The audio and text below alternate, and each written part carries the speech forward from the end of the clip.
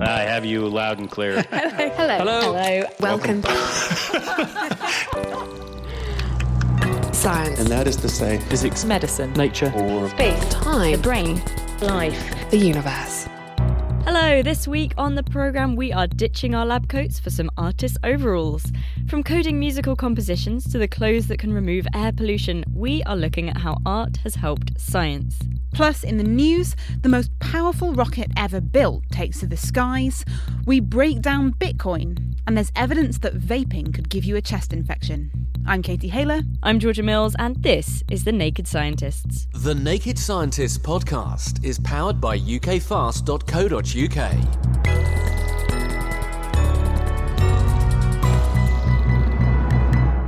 The emergence of Zika virus in Brazil in recent years has led to millions of infections. The majority of these had no symptoms at all, but some individuals were pregnant, and this led to devastating damage to their babies' brains and caused a condition called microcephaly. But this only affected a very small number of the infants. So did the others escape from harm? Well, a new paper published this week suggests not. Chris Smith spoke to Christina Adams-Waldorf, who says that Zika virus infection can still do lasting damage to the developing nervous system without causing obvious microcephaly. Early 2016, I was reading a newspaper, and it showed an infant with a very small head in Brazil. And the question was on the front page, could this be related to the Zika virus? And I knew immediately that my life would change.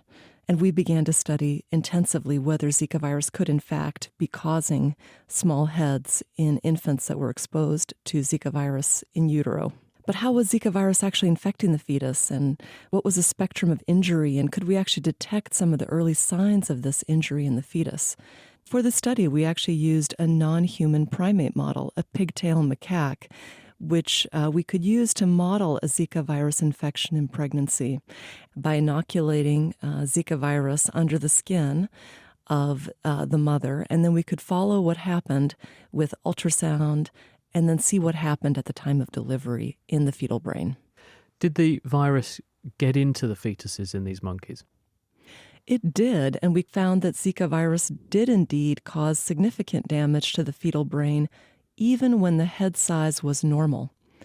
And the regions in the brain that were hardest hit were areas that generated new brain cells. One very important injured part of the fetal brain was something called the hippocampus, and cells in this part are very important for memory and learning, and they contribute to brain health through at least adolescence.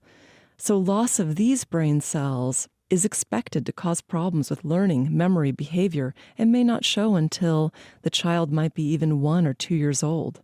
So are you saying then there might be a sort of clinical iceberg here where we know that there's the dramatic effect, microcephaly, a small head, small brain, and we know that happens in, 5% of cases where there's been an infection. But there may be this enormous burden of disease out there that we don't know about, where there has been some subtle injury to the brain during development, and that may not manifest until the individual starts to miss developmental milestones or starts to show deficits once they grow up a bit. Exactly. We think that this is akin to an iceberg type of phenomenon. And what it also means is that our current clinical criteria that we use, such as head size, to diagnose a Zika virus-related brain injury, really fails to capture this more subtle but very significant brain damage. Does this mean then that we urgently need to be going and appraising cases where there wasn't overt, obvious microcephaly, but there was evidence of infection having occurred, to follow up those kids and see if they do end up with some kind of deficit along the lines that you're suggesting? Absolutely. And not only do we need to follow children where we know that they had a Zika virus infection, but also in cases where we weren't so sure. And we need to look for neurocognitive delays in learning and neurological disorders that develop over time. And so I think that a broader segment of the population that are exposed and at risk for Zika virus should ideally be screened in this way over a longer period of time. So what should parents look out for then? If you're someone who has been exposed because they didn't have the benefit of knowing what you've shown in this study beforehand, they're probably quite worried. There are neurocognitive specialists that have testing that can be performed in young children to assess for delays in learning, changes in behavior, and things that we can actually pick up in this way. Unfortunately, these specialists don't exist in large parts of the world where Zika virus is locally transmitted, but to the best that we can, we should try to make some of these tools available. And I think that we need to also be sure to let pediatricians know that the infant's head size at birth should not be the main criteria for determining if a child had a brain injury related to Zika. Many children might not then benefit from these developmental and neurocognitive tests to identify deficits. It's very worrying, especially given that over 2 billion people live within the range of these mosquitoes that transmit Zika. That was Christina Adams-Waldorf from Washington University in Seattle, and her paper describing those results was published in Nature Medicine. Now, there was a very uplifting engineering achievement this week, as Georgia's been investigating. T-minus 30 seconds. Falcon Heavy, the world's most powerful rocket, launched this week from NASA's Kennedy Space Center in Cape Canaveral, Florida. 5, 4, 3, 2, 1, 0. Ignition. SpaceX, led by Elon Musk, live broadcast the event to millions, both the launch of the rocket and then a live stream of the rather bizarre payload. A bright red car with an astronaut-suited driver, David Bowie's Starman blaring from the speakers, and the Hitchhiker's Guide to the Galaxy references all added into the mix. So what was the purpose of this stunt? Audacious showmanship or a scientific game changer? Well, it looks like it's a bit of both. A couple of things make Falcon Heavy special. Firstly, it can carry about double the cargo of its nearest operational competitor. That's 64 tons that can be blasted into space, roughly equivalent to 10 elephants. Luckily, instead of elephants, they used a Tesla car, one of Elon Musk's other creations, along with a dummy driver called Starman at the wheel. And they achieved this great lift partly because Falcon Heavy is actually 3 Falcon 9 rockets stuck together. They blasted off into low Earth orbit, and then the upper capsule, containing the payload, detached and fired into space. And here comes the unusual part. The rockets can then be reused. Most spaceships have rockets crash land, which means each new launch has to practically be built from scratch. But if Falcon Heavy can reuse the rockets, this would cut the price significantly. Musk claims his method will reduce the cost of a launch by 2/3. But it didn't go perfectly to plan. 2 of the rockets did make it back, with a beautifully controlled, synchronised descent, which wowed people around the world. Unfortunately, though, the middle rocket, which was supposed to land on a separate platform in the sea, overshot and smashed into the ocean at nearly 500 kilometres an hour. And Starman and his car may be looking fabulous, but they overshot their target of Mars and are now on their way to the asteroid belt, where it's quite possible they'll be smashed to smithereens. When possible, make a U-turn. Despite these setbacks, people are lauding the event as the start of the new space race. It was a spectacle and may inspire future generations to go into science, galvanise competition from businesses, and further funding from governments. The technological developments mean we can send bigger things into space, such as satellites, telescopes, or even robots on missions to Mars. But one of SpaceX's biggest ideas is for the tourism industry. In fact, they want to take 2 tourists around the moon later this year. So this could all lead to a brave new world, or should that be worlds, of space tourism and planetary exploration. But there are concerns. Should the new space race really be in the hands of private companies? What are the carbon costs of repeated launches of this size? And could we be increasing our chance of littering space debris around this planet and others? Whatever your thoughts on the new launch, you've got to admit, they certainly know how to put on a show. And there's even a feed from Starman's car in space on YouTube. Have you seen it, Georgia? I have indeed. Apart from thinking what the flat earthers are going to make of it, I thought it was brilliant and bold and audacious and ridiculous all at once. I absolutely loved it. I quite agree. I could watch it all day. So if you haven't seen it, definitely check it out. Got a biological brainbuster or a chemical query? Ask the Naked Scientists. I just wanted to know about sleep paralysis. Is it a disorder or condition, and can it be cured? How much energy is in moonlight? And could solar panel technology be used to capture this energy? When you cook food with any alcohol, how much, if any, percentage of the alcohol stays behind? Every Friday, The Naked Scientist and Cape Talk unravel the science behind those weird and wonderful questions you've always wanted to ask. Download and listen for free at thenakedscientist.com/ask, or simply search and subscribe to Ask the Naked Scientist on your favourite podcast app. Still to come on The Naked Scientist, we're going to myth-bust with Bitcoin and explore whether art can help science. But back to the news, and we've just heard how Starman is, albeit unexpectedly, on its way to the asteroid belt. But our next news item is travelling even further, searching for signs of life. Last year, astronomers came across a planetary system called TRAPPIST-1 in the constellation Aquarius. It's 40 light-years away, which is about 370 trillion kilometres. The star at the centre of the system is only about 10% the size of our Sun, which makes it much easier for astronomers to view the 7 planets in orbit around it. And these planets, at first glance, are very similar to the Earth. So over the last year, astronomers have been scrutinising them in great detail. And Izzy Clark has been hearing how from physicist Amaury Triod from the University of Birmingham.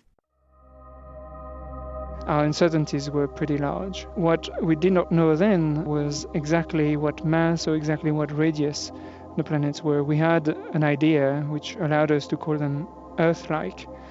But those properties are some of the most fundamental properties of a planet, and the mass and the radius combined tell us about the density, and the density of a planet tells us about what it's made of.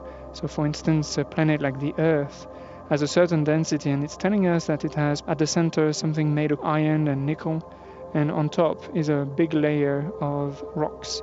So by comparing our planets to the Earth, we can deduce what's inside of them, how they were built, how different or similar they are to what we know.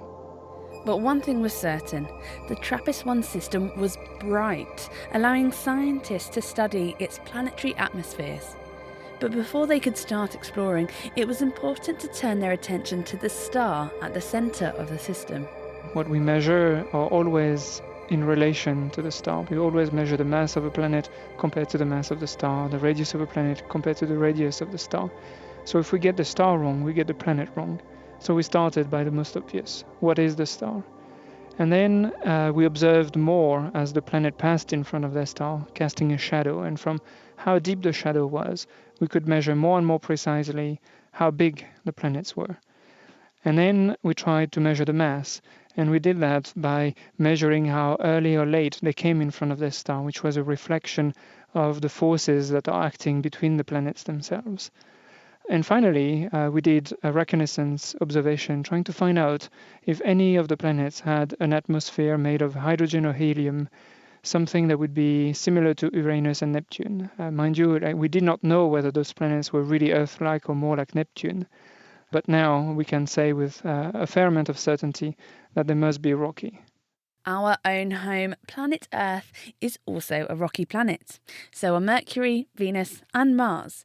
But how similar is this system compared to our own? They're remarkably similar. When we had large uncertainties, it meant that the planets could have any mass or radius within those uncertainties, and it could have fallen anywhere. But we find out that TRAPPIST-1c is almost a copy of Venus. We find that TRAPPIST-1d looks really much like the Moon. And TRAPPIST-1e is by far the most interesting. It's the most Earth-like planet that we've identified so far, with an inner composition that seems to match our planet. So things are looking up with this fourth planet. Its density is almost the same as Earth's, meaning that their inner cores must be similar. But what about those all-important signs of water? TRAPPIST-1e, at the moment, we still do not know. Like the amount of water that is on Earth is minute. 0.02% of the mass of the Earth is made of water. So with this little amount, it's hard to measure it on TRAPPIST-1e. However, we do know that there is a lot of water around. TRAPPIST-1b, the planet closest to the star, seems to have a vast amount of volatiles. So a volatile is something that is not solid. If it is water, then it would have 250 times more than the Earth has. So having a lot of water in a system bodes well for water on TRAPPIST-1e. And, given 10 years, Amaury suspects that we'll even know what TRAPPIST-1e's atmosphere will be like. So, could we humans ever set foot there? With imagination only, I think They're really close, astronomically speaking. Sadly, astronomical distances are astronomical in nature. They're enormous, extremely vast. The system is 40 light years away, and that may sound far to travel there, but it's among the 300 closest stars to the Sun. So it's close on astronomical terms. But despite this proximity, I doubt that humanity will look at these worlds anytime soon.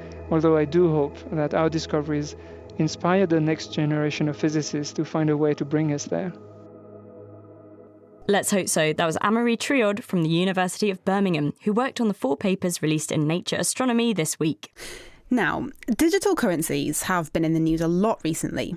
Some banks have stopped customers using credit cards to buy cryptocurrencies amidst concerns that they could run up too much debt. Last month, a family was actually held at gunpoint over a type called bitcoins. And here to give us the lowdown on this latest currency, bitcoins, is our go-to tech guru and angel investor, Peter Cowley. Hello. Peter, what is a cryptocurrency? A cryptocurrency, put simply, is a digital currency which doesn't have banknotes or coins or a virtual currency, but it's encrypted.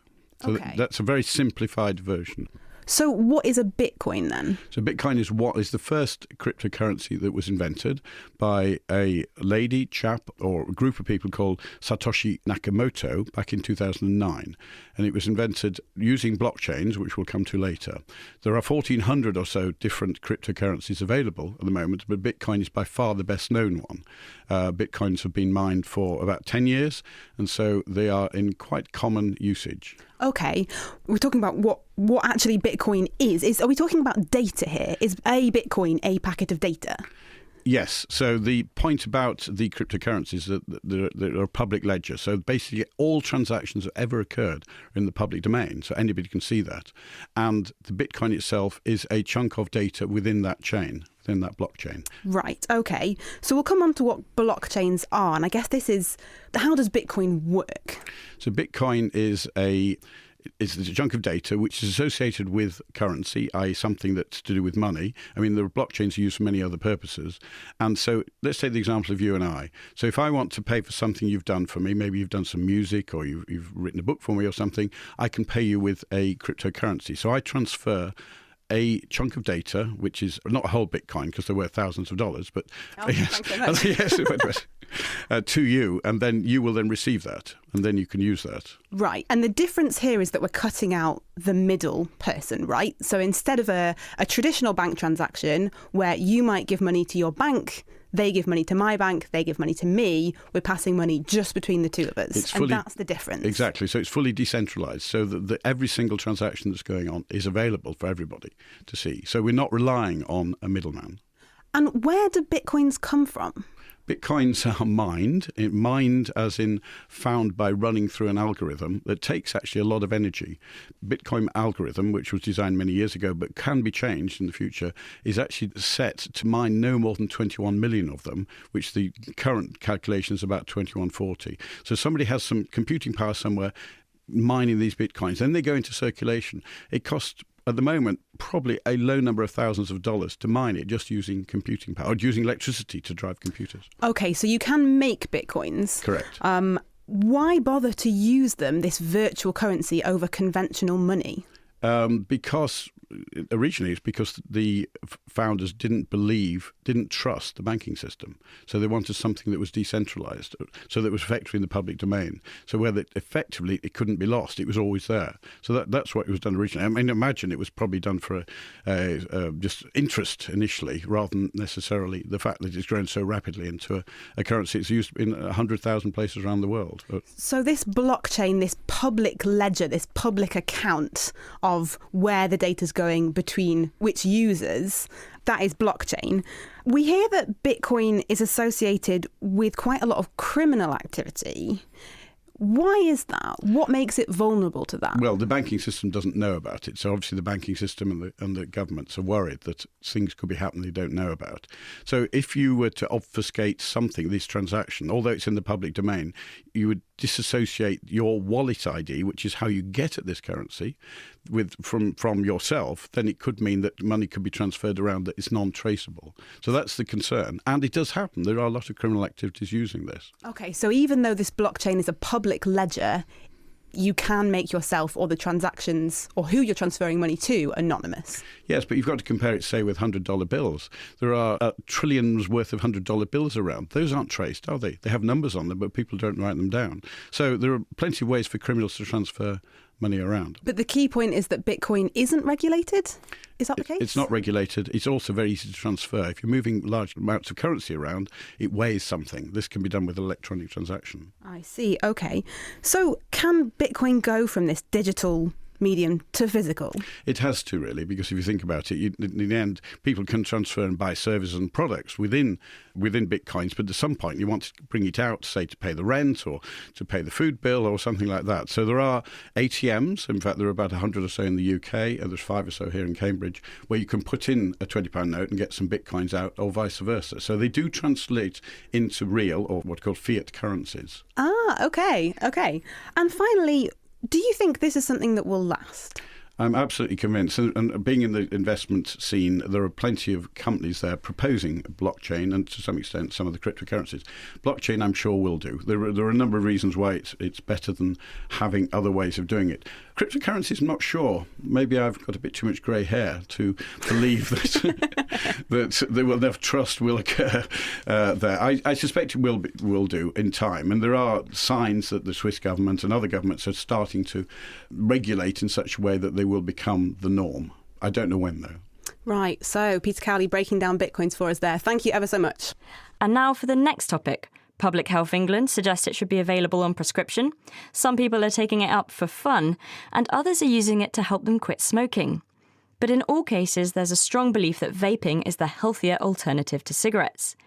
But a study out this week suggests that inhaled vapour from e-cigarettes can make the cells that line our airways much stickier, and it increases the odds that bacteria, like the pneumococcus that can cause chest and other infections, can gain a foothold. Jonathan Grigg is a respiratory consultant at Queen Mary University of London. Vaping is increasingly popular as a smoking cessation aid, and youngsters are taking up vaping itself. So it's important that we understand the effects on the lung. And what we're looking at is the risk of developing a serious infection. That's with a bug called the pneumococcus, and that causes pneumonia. And we know that if you cigarette smoke, you're at significantly increased risk of pneumonia. And the mechanism is that bugs just stick more to the airways, and they can get a little niche, and they can get a foothold in the airway and cause infection. So what we did was put vape onto airway cells, human airway cells. We sort of expected not to see very much, but in fact, e-cigarette vapor significantly increased the stickiness of the bugs to the cells in the same way as cigarette smoke. And do you know how it makes them stickier?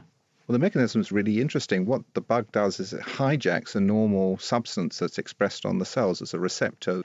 It uses it as a Trojan horse. It sort of sticks to that receptor, and then as the receptor normally gets into the cell, the bug just moves across into the cell. So it's a real sort of it's like a hijack, literally. And so what we saw was that vaping increased the amount of receptor on the cell, and more bugs stuck to that receptor. That's in cells in a dish, but how confident are you that that represents what's going on in one of your patients? Yes, to address that, what we took was a group of vapors. We took little scrapes of the cells from their nose before they vaped, doing their normal vaping session, and 1 hour after that, and we looked for the expression of this receptor that the bugs can hijack, and we found that the receptor was significantly increased, at least 2 or 3-fold increase after vaping. And does that end up reflecting an increased risk of infection? Obviously, you can't do that in human patients. It would be unethical, because at the moment, all you can say is that it appears the cells get stickier. It appears that this is secondary to the vaping, but can you put the whole puzzle together and say vaping causes more infections? You're quite right. We haven't translated that into a risk. I mean, it really needs large-scale, what we call epidemiological surveys to be able to do that the same way as smoking. But what we did do is, in an animal model, we exposed animals to vape and infected them with the pneumococcus, and we found increased amount of pneumococcus in the nose of vape-exposed animals. So at least in that situation, we saw an effect. What about, I've classically heard it said if you go and wander around in London, you may as well have smoked a packet of cigarettes if you walk down some streets because the traffic pollution is so significant. How do you quantify, qualify and standardise what you call vaping and the infection risk arising from it and compare it to, say, just occupational exposure or day-to-day exposure to pollution? I think that's a very, very important point. And we've looked at various other exposures in our model, which are known to be increased risk of pneumococcal infection. And as you say, diesel exhaust particles increase the risk, especially in young children, of pneumonia, bacterial pneumonia. Welding is an occupational exposure that increases that. And in our model, we see those effects. So I think, yes, just walking around a polluted environment is increasing your risk, as we know. But that doesn't, of course, mean that vaping can be dismissed. This will be an additional risk to what is an unacceptable level of pollution we have in our cities. Do you think it makes a difference what the composition of the vape fluid is? Because they come in lots of different flavours, don't they? It potentially does. And what we can do now with our model is to play around, if you like, with the vape composition. We can make our own vape. We can look at the effect of just a major component, which is propylene glycol, which is like a food additive on its own. We can add in the flavorings. And as you say, there are many hundreds of thousands of flavorings. So we can start doing these experiments to scale and really nail down what are the components which are causing it. As yet, we think nicotine isn't the major player, although it has some effect, but what it is in the nicotine-free vape, it's unclear. We'll have to wait for the smoke to clear to find out. That was Jonathan Grigg there, and that study was published in the European Respiratory Journal. And if you'd like to find out more about the news stories we've discussed this week, the links to each of the reference papers are on our website. That's thenakedscientist.com, along with the transcripts of each interview for every Naked Scientist show.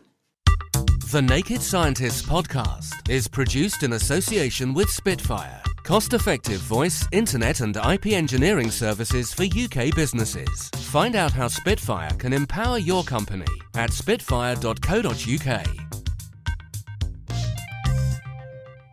Now, Albert Einstein once said, the greatest scientists are artists as well. But is it necessarily true? For the rest of the show, we'll be exploring the creative side to science. And first up, music. Given the right tools, you can make music from almost anything. Pots and pans, conventional instruments. People have even made whistles out of hollowed out carrots. But what about making music from computer code? Well, one such software, Sonic Pi, was developed by Cambridge University's Computer Lab to get children into coding. And the creator of Sonic Pi, Sam Aaron, joins us now. Hello. Hello there. Tell us a bit about Sonic Pi. So it's one of a many line of what we call live coding systems. These things have been around for many years, but it's attempting to try and make coding really accessible, really fun, and really engaging by not essentially teaching sorting algorithms, but teaching music and using that as a means of engagement to try and get kids and everyone really making code.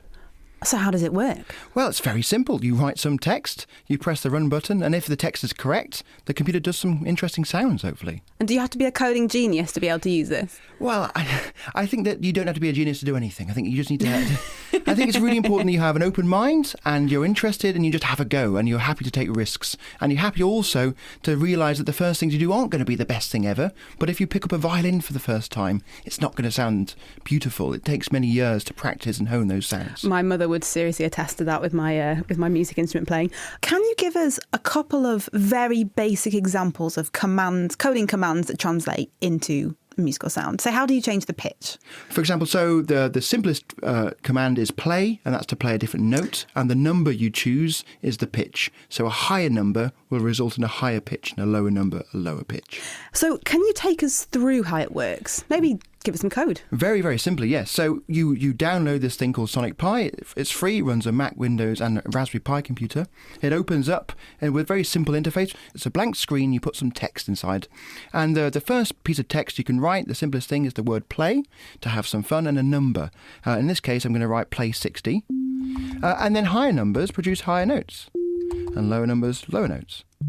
And at this point, we can make any note, any pitch. And if you write two calls to play, you get chords.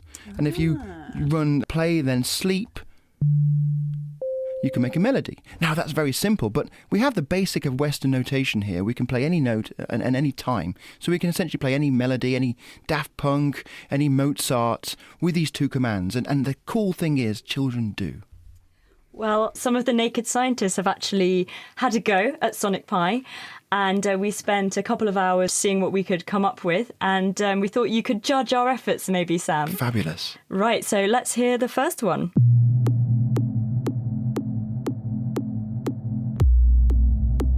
Quite understated, that one. That was by the good Katie Haler. Katie made that. Yep. And next we have this one.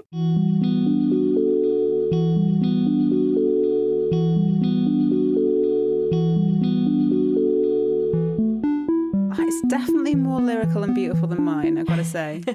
And that was by Lewis Thompson, who is in a band, so maybe that's why. Right. And finally, we have the piece de resistance.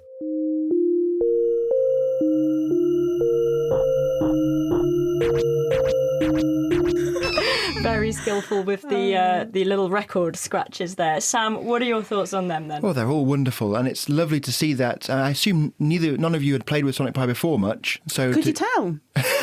No, I'm just guessing that. No, not still. But I mean, my skill would be, well, not even to look at the music from an aesthetic perspective, but to look at the code and to see what kind of code structures you used and to see what amenability the code has for other kind of modifications. Okay, so who was the most inventive? So let's park our efforts to the Naked Scientist office and talk about kids, because Sonic Pi was designed to help kids get into coding. Is that right? So how is it being used in schools? Absolutely. I mean, its first rendition was to focus particularly on the new computer science curriculum that UK introduced a few years ago. The schemes of work that were created had crazy titles like Have Fun with Sorting, and Give Binary a Try, which are supposed to sort of excite children into making computer code be interesting. And I don't think it worked. So I think that the music aspect, it provides a motivational force for the children to actually do some programming. So they don't realise they're programming, they think they're making music, but actually they're coding. And this system's been used all around the world to teach basic computer science and computational thinking. And it's really a great way to get started because it has such a low barrier to entry. So if you're going to start coding, is it better to do that when you're younger? Because it's like learning a language. I think it's best to do it when you have an open mind. And typically children often have a very open, very experimental minds, and they're happy to take risks. What kind of music, though, have people made with this? A whole range of different things. So I make my own weird dance music, but I've heard pieces of music from Baroque classical music to opera to Indian tabla style music to even rock music. Is there anything that you can play us? I can play you some crazy dance music if that's if that's what you want. So let's get something going.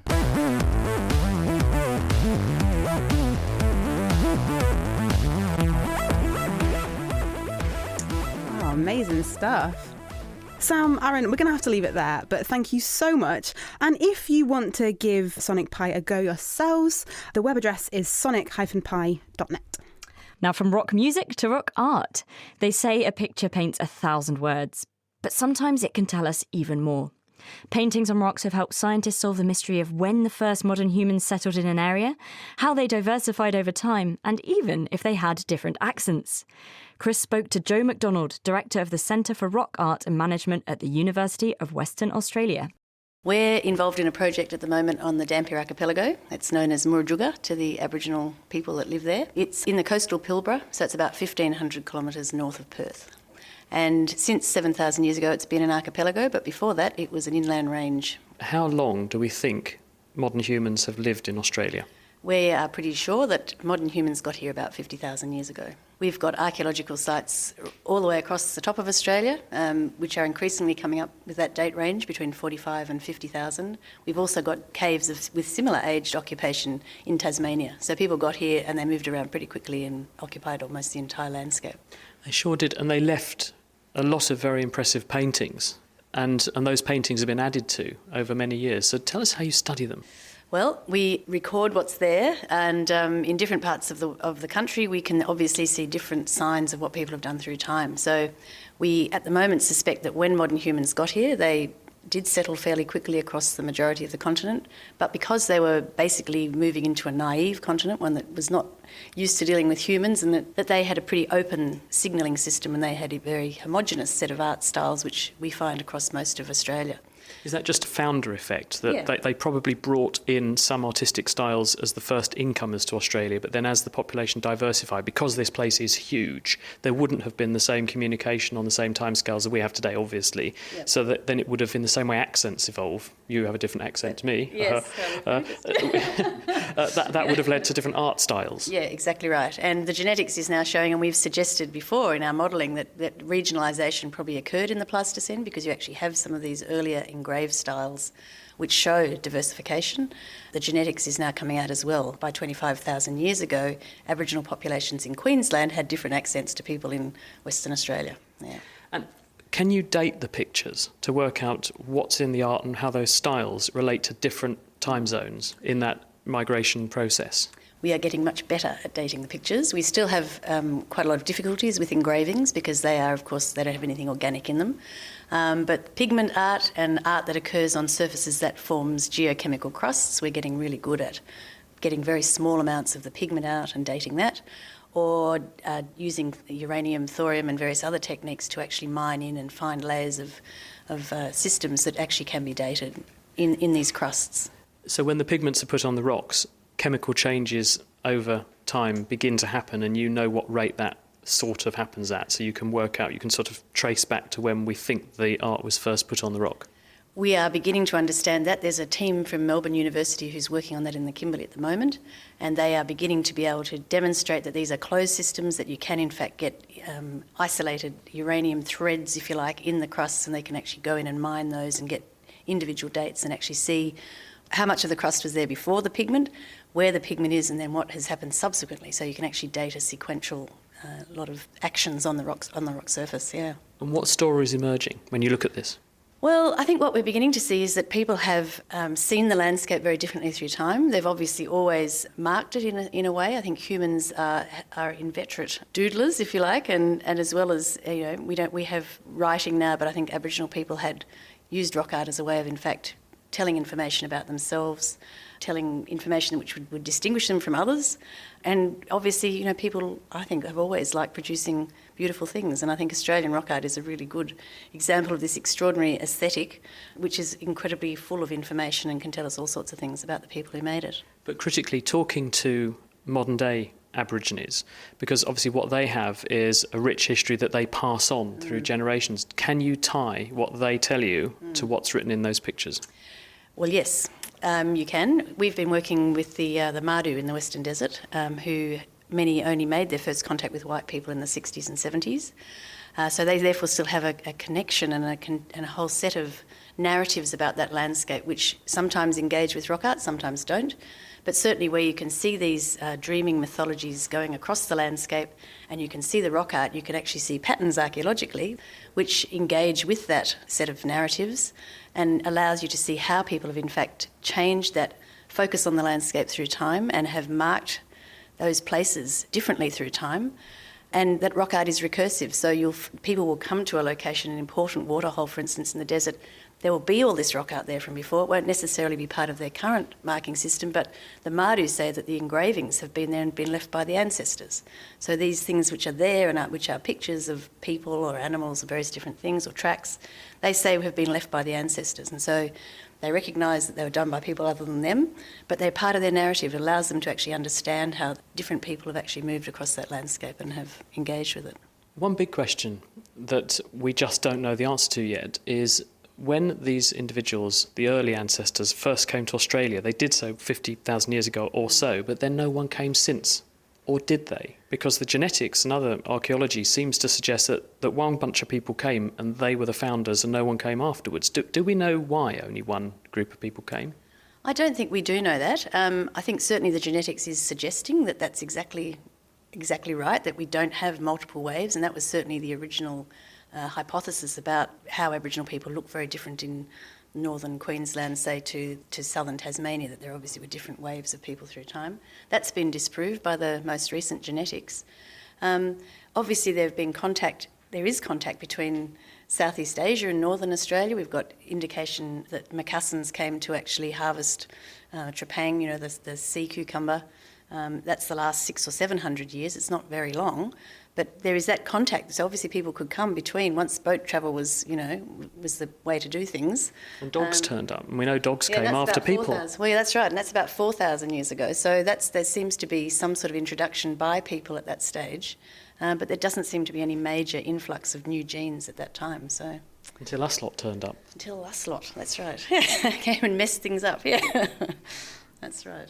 Joe McDonald there from the University of Western Australia speaking to Chris Smith.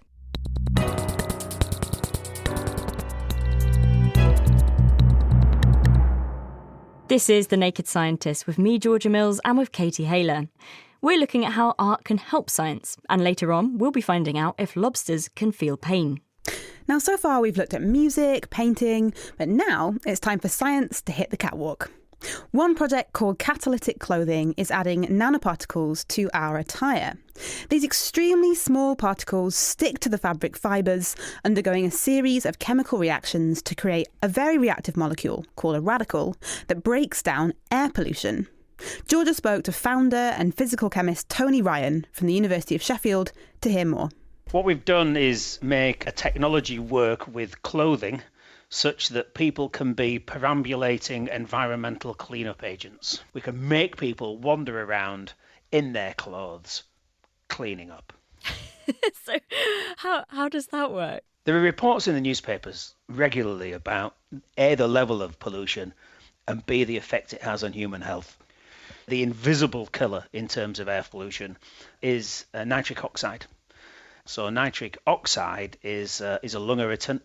But if you convert it into the acid or the nitrate, it becomes water soluble and it washes out of the air. And is this what your material does? Yeah, it's exactly what it does. So what we've done is put some tiny particles, nanoparticles of titanium dioxide, titania, on clothes. The nanoparticles sit on the fabric, the sunlight hits them, it splits oxygen molecules. They react with water to make this hydroxy radical, and then the hydroxy radical reacts with the nitric oxide to make nitric acid, which is then soluble in the water vapor that's in the air. And the great thing is, because you're kind of hot and damp, so the particles are bathed in warm, damp air, the particles deal with the pollution and then your physiology carries it away. And so how would it work in practice? How would you sort of convert a piece of clothing? Say I wanted a nice hat that did this. How would we go about making it work?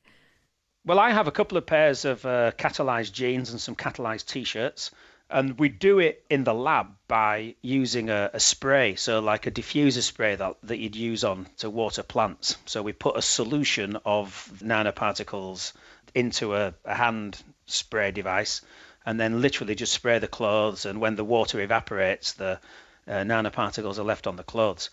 To do it at scale, what we'd like to be able to do is present the technology in the laundry detergent or in fabric conditioner, because this fantastic chemistry goes on in a washing machine, and you'd be able to wash it into your clothes.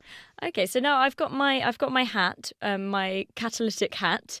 How much of an effect then will this have on the air around me? Okay, so what I'd need to know to tell you that is how much your hat weighs. Then that allows me to calculate its surface area, because I know the diameter of the fibres. And once I know its total surface area, then I can work out what the loading is of the nanoparticles, and then I can calculate how much nitric oxide it would take out. So I know the numbers off by heart for a pair of jeans. Okay, well let's go with jeans then. Let's make life easy. So a pair of jeans would take out about 5 grams of nitric oxide. The average car produces about 12 grams of nitric oxide in a day. So a pair of jeans takes out the pollution from half a car. If everybody in London wore one item of catalytic clothing, then you'd be able to remove about half of the nitric oxide burden on London. Oh, wow. And I know London frequently goes over its limits for the year within about the first couple of months, doesn't it? Yeah, no, it's already went over the limit in January for the whole year. Whoops. Yeah. Whoops, indeed. And so what's the catch? I mean, this sounds like a great idea. So what are you hoping is going to happen next? We've not quite got to market. There's a couple of frightening things for people. First is the word nanoparticle. The second is the nanoparticles can't tell the difference between a good smell and a bad smell. So, for example, not only will they'll oxidize body odor, and another that the particles will oxidize, as perfume. So we produced some T-shirts for a literary festival, and all the stewards wore these T-shirts. And I asked them, had they noticed anything? And they said, well, yeah, they stay clean. You can spill tomato ketchup on a catalytic clothing and it will disappear in a day or so.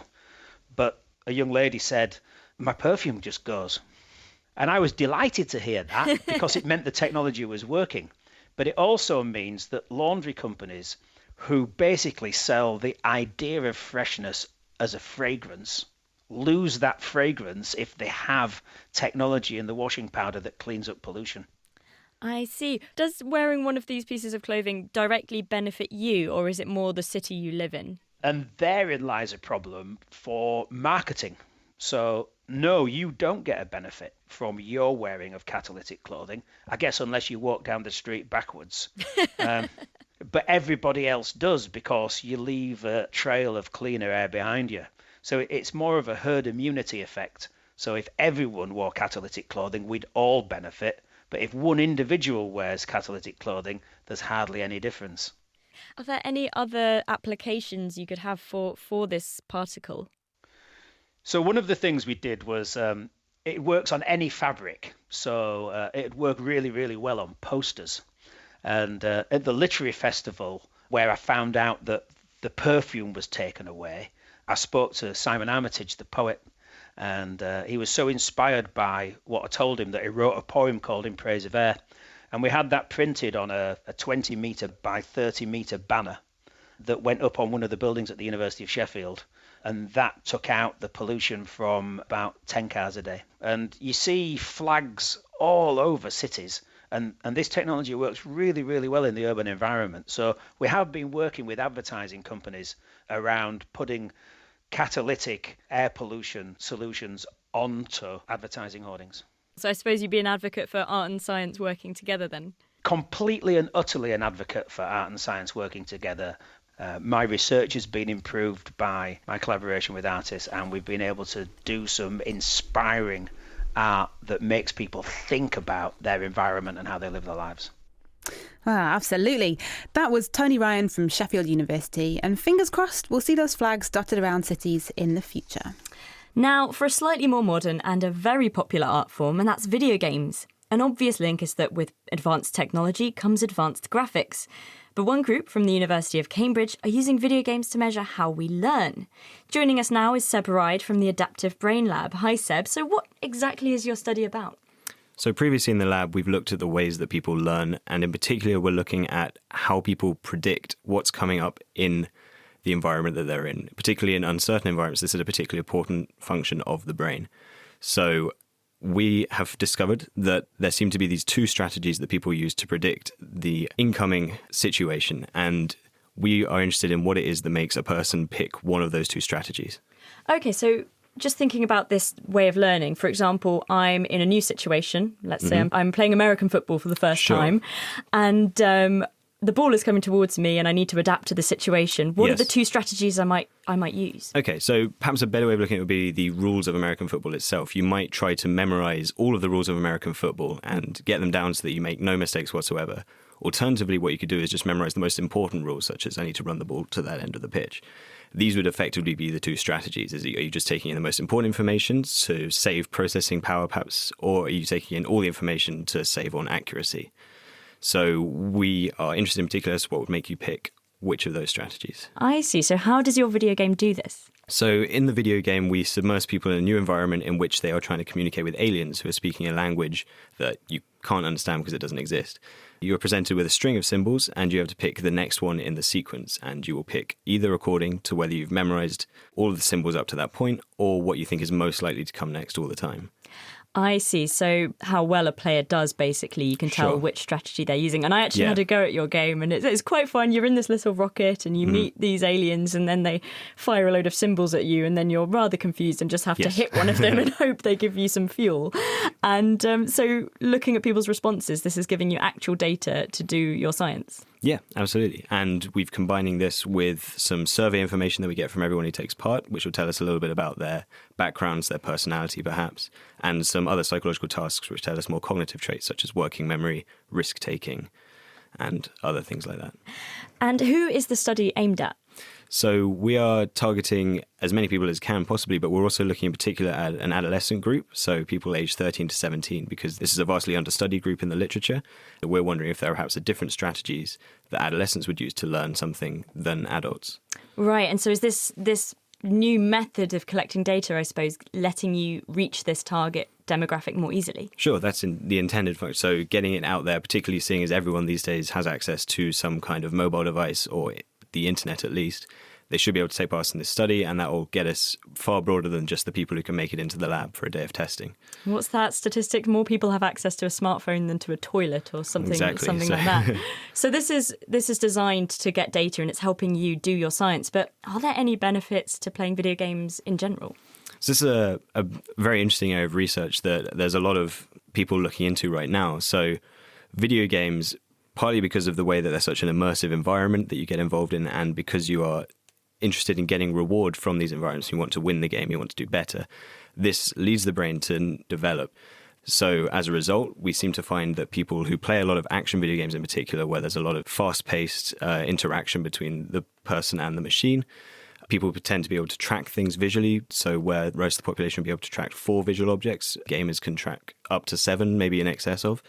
And it also seems to show that there's this level of plasticity or flexibility in the brain, which only really occurs in this immersive environment, which they're using to treat stroke patients, where perhaps part of the brain has been damaged, and the only way to overcome that is to change the connections in that area. So then would you say art has helped science? And was it when you were designing this video game where you're like, oh, as a scientist, I'm finding this is sort of a different kind of skill set now? Yeah, I think art is definitely helping science in this circumstance. It allows us to reach more people. It definitely makes it a little bit more fun to take part in psychological experiments. And it allows for this generation of an entirely new environment which wouldn't be possible without it. I've got to say, some science studies can have you sort of looking at the clock, but make it a video game and people are only too happy to play. Exactly. Sam Aaron from Sonic Pi, would you agree then? Would you say science and art make good bedfellows? Absolutely. I mean, I could almost argue that they don't have that much difference at all. I mean, they're both founded in creativity. Science is an approach which is fundamentally principled on having a hypothesis, which is a guess, which is creative itself. And I think they're both tools we use to explore the society around us and ask questions that we don't necessarily have answers to. They're very different tools. They allow us to explore different questions, but ultimately they're about communicating whether or not we've found those answers or whether the questions are actually worth exploring further. And I think to put so much force behind one and not the other, I think is actually detrimental to humankind. Oh, so maybe we shouldn't really be pigeonholing these two separate ideas of art and science and just squidge them together in one big and I think that if you look throughout history, actually, there are large periods of time where we didn't actually have a separation at all. Well, that's a good place to leave it then. Thank you so much, Sam Aaron. And thanks to all of our guests this week. That's Seb Ride, Joe McDonald and Tony Ryan. And we've just got time for Question of the Week. Georgia's been simmering down this question from Steve. Switzerland has now banned boiling lobsters alive. Do they experience pain? How do we know? Lobsters don't have brains, so it's reasonable to assume that they can't experience pain like we do. But how can we find out for sure? Well, to help us out, here's Professor Bob Elwood from Queen's University, Belfast. Animals face hazards that cause tissue damage, and most animals have reflex responses to protect them from such damage. Some have also evolved the capacity for pain experience. Pain is an unpleasant experience that causes changes in physiology and behaviour and makes creatures more likely to avoid danger in the future. Let's take an example. If you put your finger in a candle, the sharp burn makes you much less likely to do it again. Oh! This feeling of pain is an important survival tool. But like Bob said, some animals just have reflex responses. Like when a hammer taps your knee. This still results in them avoiding the fire, but lacks the conscious awareness of the pain. So is there any way to tell which is going on? My lab has focused on whether the responses of various species of gastropod crustaceans, a group including lobsters, are just reflexes, or if they are more complex and consistent with what we'd expect if they do really feel pain. We have shown through the application of potentially painful stimuli, like electric shocks, that they experience physiological stress in response, rapidly learn to avoid the stimulus, and show complex, prolonged rubbing of the specific site of the stimulus application. This is reduced by local anaesthetic. Hermit crabs given a small electric shock within their shell remember that for at least 24 hours and quickly move to another shell if one becomes available. And many other decapods pay a high price to avoid shocks by giving up valuable resources. Finally, they make complex decisions regarding painful experiences. An electric shock might cause a hermit crab to abandon its shell, but less so if the shell is of high quality or if the odour of a predator is present, which indicates some kind of central processing. Thus, so many of the expected criteria are fulfilled, it is likely that these animals feel something akin to pain. Although total proof of pain is not available for any animal, we should err on the side of caution when that is warranted. So, if you want a guilt-free lobster thermidor, it's probably better to be safe than sorry and ask for it to be killed humanely before you start cooking it. Thanks very much, Bob, for putting the lid on that query for us. Next week, we're reaching dizzying heights to answer this question from Matt. If I fell out of a building, I would die. But if like a squirrel or a cat fell out of it, I think it would be fine. So how big does something have to be before fall damage will kill it? And if you think you know the answer, you can email chris@thenakedscientist.com, find us on Facebook, tweet @nakedscientists, or join in the debate on the forum, which is thenakedscientist.com/forum. And that is all we have time for. This programme was produced by Izzy Clark. And do keep sending your questions in, because next week it'll be a Q&A show. Our panel of scientists will be ready and waiting to tackle your weird and wonderful science questions. Join us then. The Naked Scientist comes to you from Cambridge University, and it's supported by the STFC, the EPSRC and Rolls-Royce. I'm Georgia Mills, and thank you for listening.